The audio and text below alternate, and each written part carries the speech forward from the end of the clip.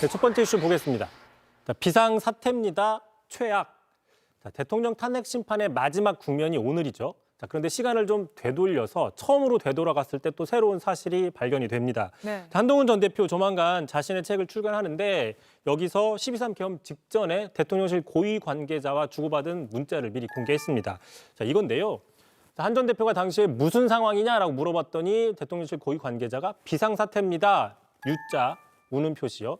자, 구체적으로 좀 얘기해달라 그랬더니 최악이다라고 대답을 한 겁니다. 자, 비상사태다, 최악이다.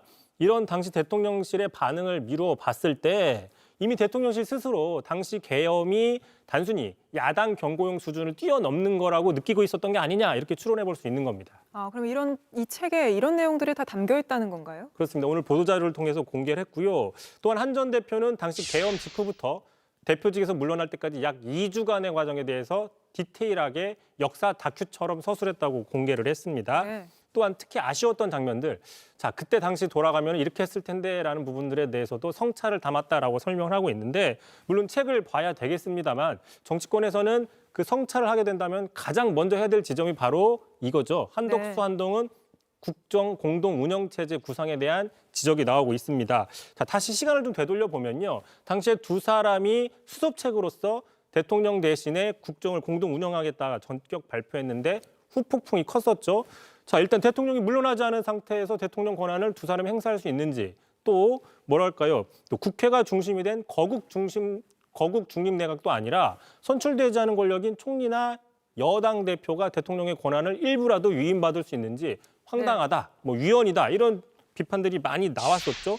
자, 심지어 보시는 것처럼 이 한한 체제에 대해서 미국에서도 과연 헌법에 부합하느냐라고 공개적으로 이의를 제기한 적이 있었습니다. 네, 당시에 여당 안에서도 친윤계 중심으로 굉장히 비판이 나왔던 게 기억이 납니다.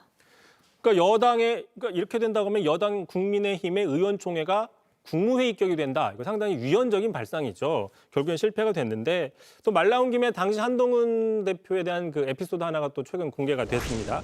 이준석 대표가 얘기를 했는데요. 당시 이제 계엄 해제 표결이 끝난 다음에 자기가 본회의장에 들어갔더니 김재수 의원한테 물어봤더니 망했다 이렇게 얘기를 했다는 겁니다. 망연자실해서.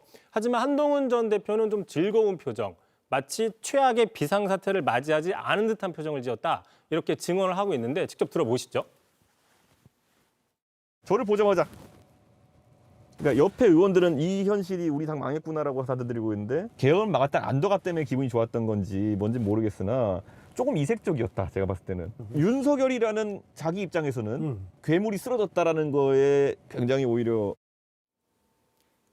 네, 이준석 의원도 최근 다큐멘터리 영화가 나온 것 같던데 이런 장면들이 연출되는 거 보면 여권 안에서도 조기 대선 국면이 들어가는 것 같습니다.